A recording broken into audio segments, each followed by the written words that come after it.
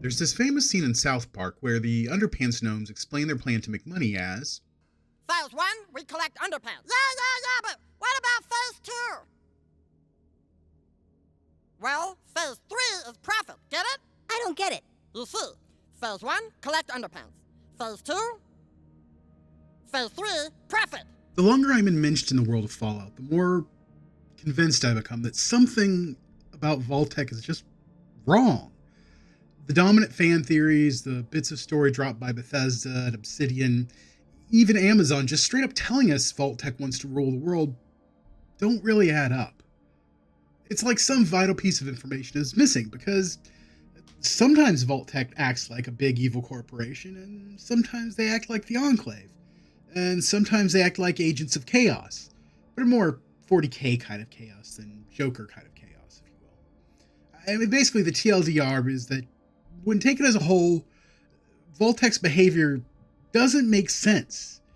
They aren't really committed to the Enclave, and they don't consistently act like some shadowy cabal of people that want to rule the world or really even want money. Their plans, their studies, their vaults, starting the war, none of it really feels consistent. And I think I know why. Simply enough, Vault-Tec makes no sense because we are looking at it the wrong way.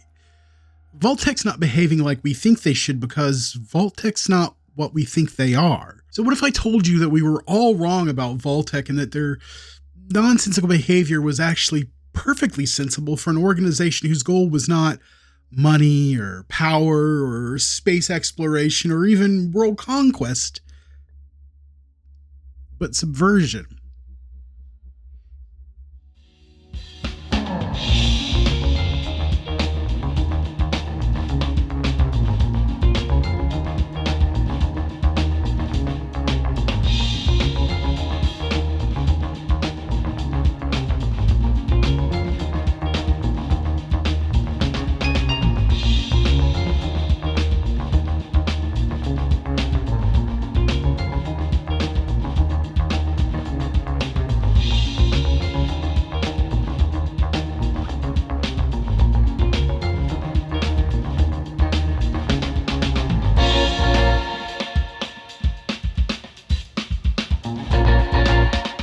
Of course, the Underpants Gnome's business plan seems to fit with the anti-corporatist world building that has always been a part of Fallout. Greedy corporations run by a bunch of power-obsessed zealots who think that whose inability to think beyond the next quarter's profits make them effectively stupid and functionally amoral, if not actively evil, destroy the world. Robco is straight up evil.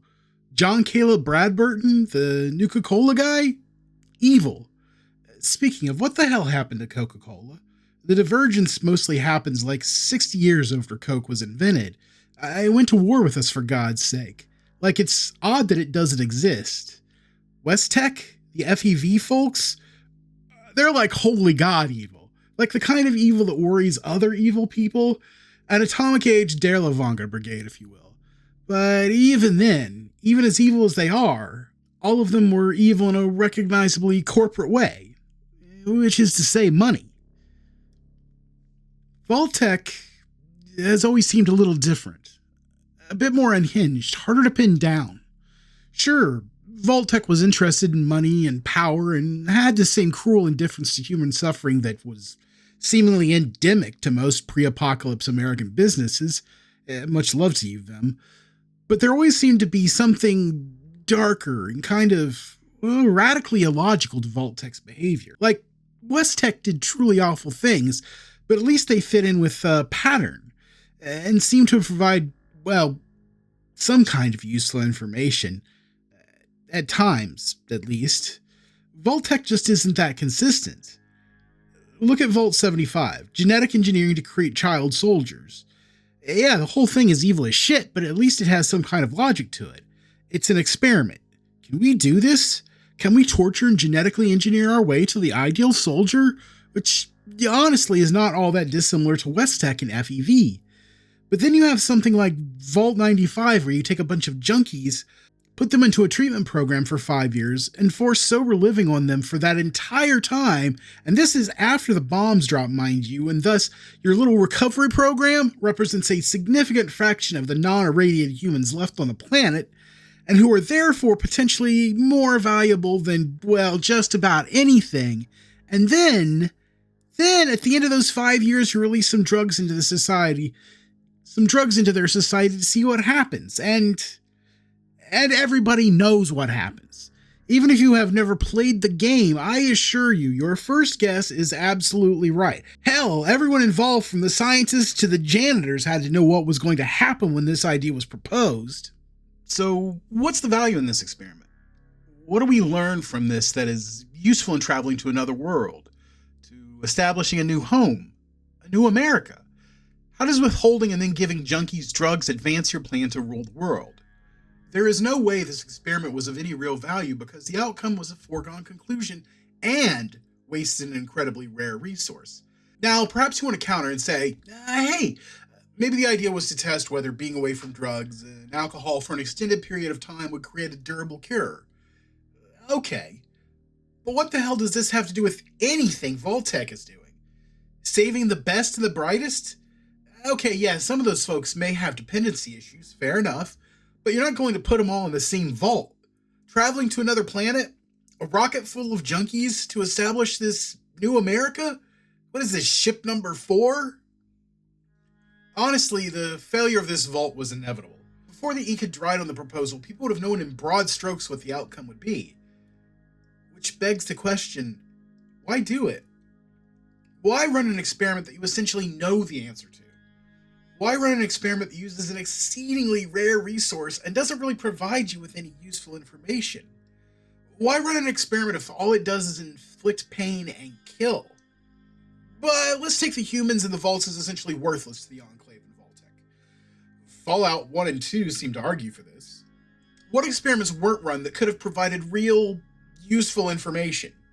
How many of these were not done to watch a bunch of recovering addicts fall apart? To my mind, this couldn't have been an Enclave experiment. It had to be a Vault-Tec project.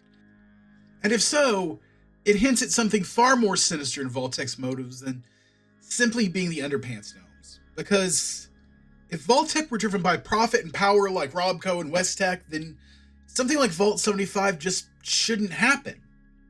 It's unprofitable. It creates no power.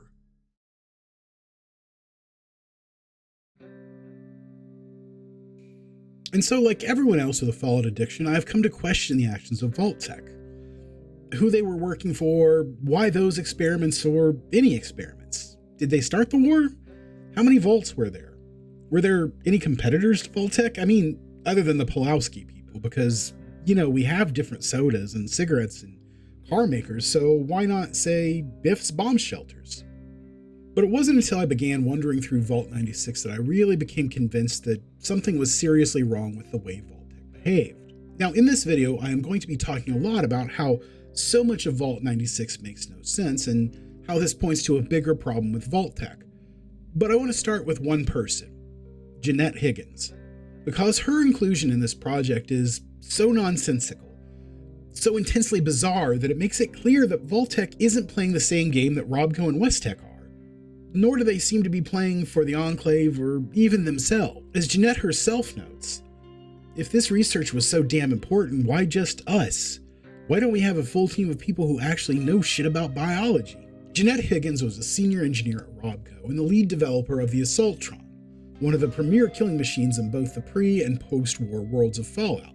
My first experience with them, as reenacted here, was terrifying. Oh golly gee, is that a new robot? Never seen one quite like that before. Hopefully it'll be just as easy to defeat as all the others are.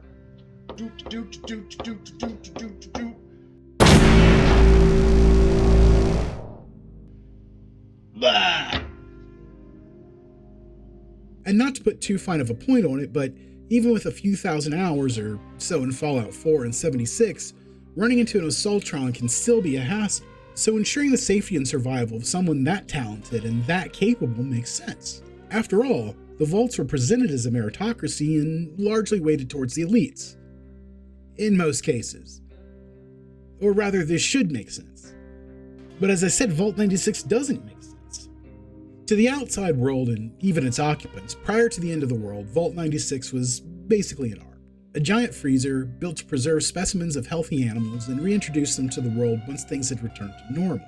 So then, what's the designer of military-grade robots doing there? Well, I suppose one could argue that it was convenient.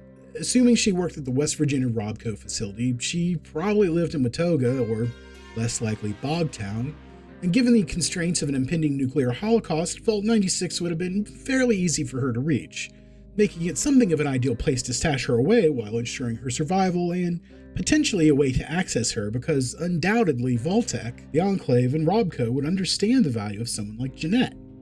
But here's the thing, once the doors had closed, the handful of people locked in Vault 96 found that they weren't really going to be post-apocalyptic wildlife conservationists. They were really genetic engineers, and their actual job was to introduce mutations into the samples of frozen animals and have them fight one another, thereby identifying new and potentially useful traits.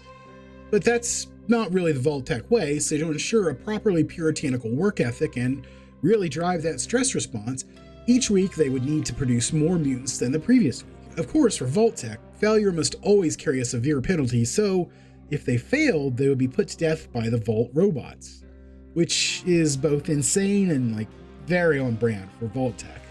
And since human life, or at least these lives, had no value to Vault-Tec, the Overseer had orders to eliminate them after about 5 years, no matter how successful they had been. This is true madness.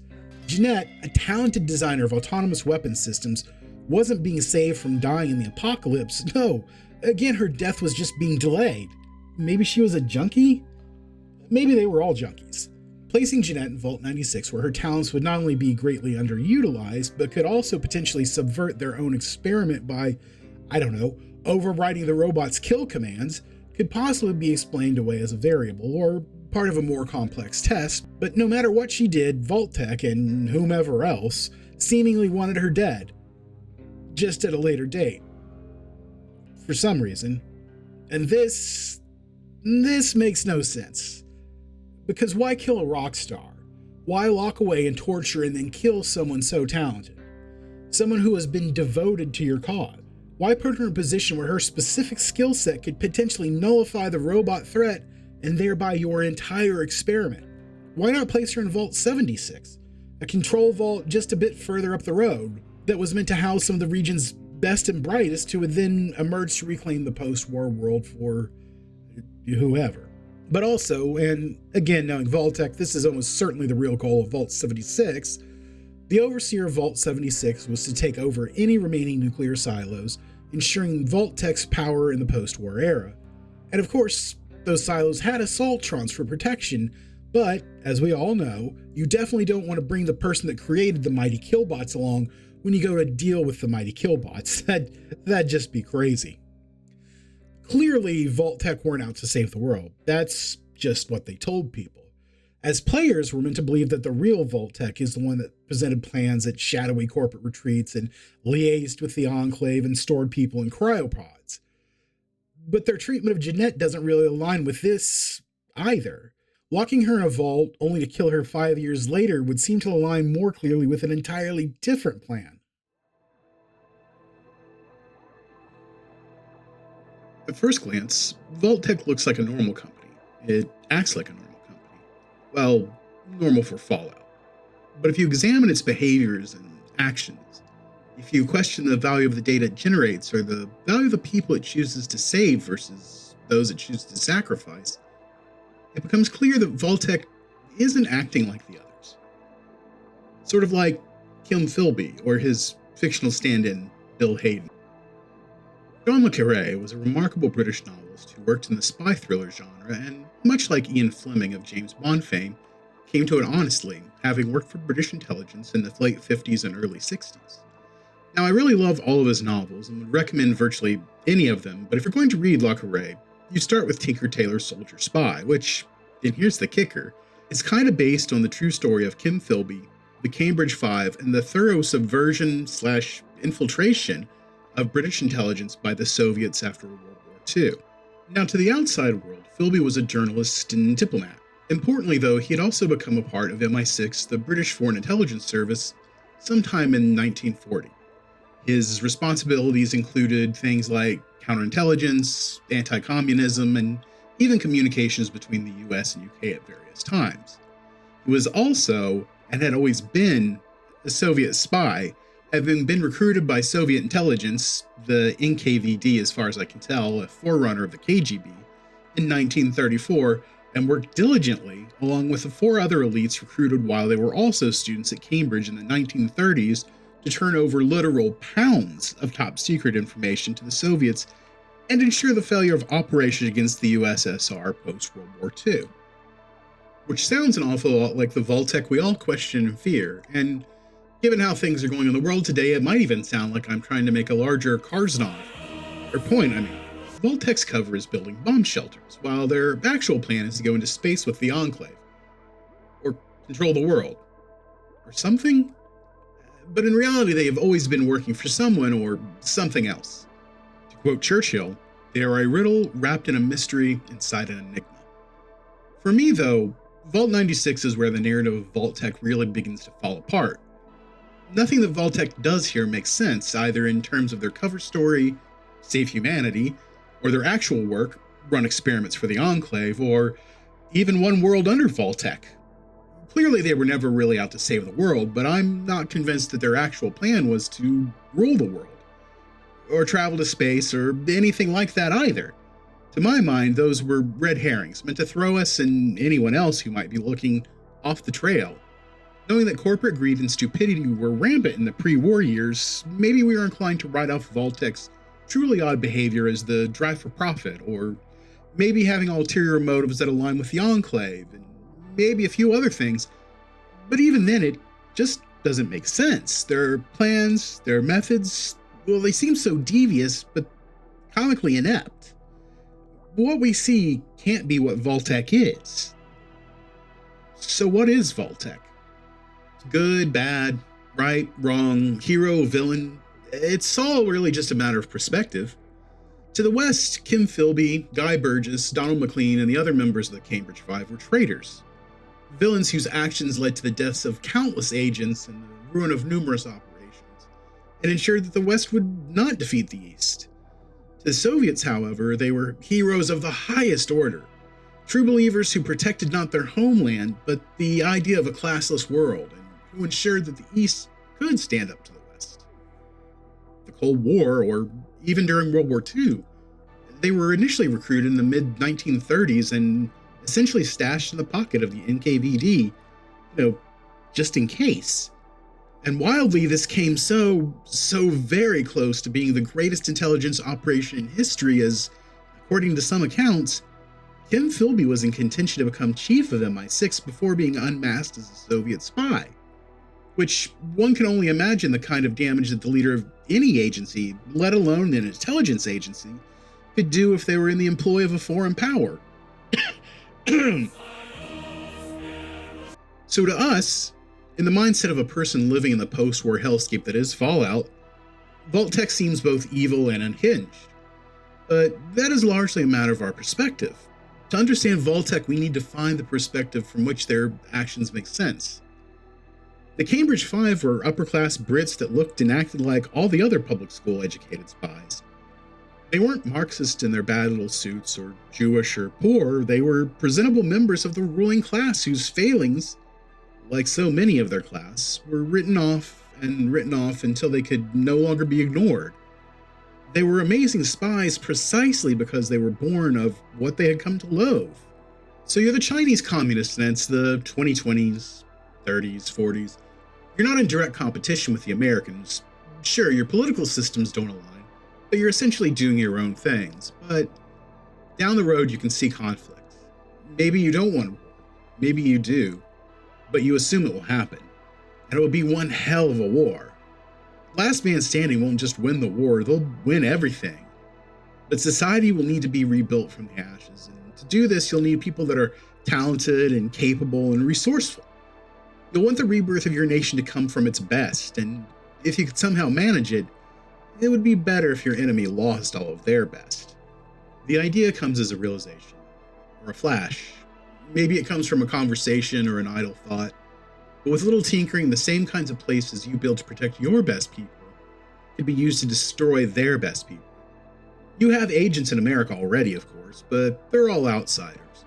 The communist infiltration of Mama Dolce's is comedic, a sort of campy, over-the-top 1950s style take on what Hollywood and B-movies thought communist subversion would look like. But it's also a pretty good distraction. Maybe you'll keep the FBI and other nosy folks busy with it. But those agents have met people. Children of the corporate caste who have become disillusioned with what America has become. Disillusioned with capitalism. They too are true believers, willing to fight and die for a little red book, but they are soft. And it only takes a little work to convince them that their true value to the revolution is not violence, but leadership and subversion. And so sometime around 2031, Vault-Tec comes into existence. Maybe you have a hand in it. Maybe it's simply Fortuna smiling down upon you. Your agents become executives of Vault-Tec, movers and shakers at the highest levels of business, intimates of the Enclave. Their cover is minimal and flawless, for they are unquestionably the elite. They profess their love for America by building vaults, and their love for the Enclave by doing its bidding. They ingratiate themselves to the big boys, the Robcos and Westecs, by offering up their services, and thus Vault-Tec looks a hell of a lot more like what actual communist subversion looked like than Mama Dolce's. Competent, but increasingly manic as the pressure increased, and dangerous when pressed. So again, what is Vault-Tec? Well, it's clear to me that only one thing explains Vault-Tec's behavior. They are a wholly owned subsidiary of the Chinese communists whose vaults were meant to act like sponges, soaking up, holding, and even wasting resources before and after a possible war with the Americans, to give the Chinese some kind of advantage. In simple terms, Vault-Tec and the vaults existed to remove things from the battlefield in as unobtrusive a way as possible. Now, clearly, not all moves in a war are going to be the winning stroke. Intelligence operations are often incremental. It wasn't enough to land the troops on D-Day. The Germans also needed to think that the invasion was happening on a given day and at a given place. And that is largely what the vaults were meant to do, give the American people and the powers that be a false sense of security. But when the bombs dropped and the doors closed, they would unleash true terror, trapping our best and brightest while subjecting them to experiments, keeping them occupied and off the board. And that, dear listener, that is the true nature of Vault-Tec.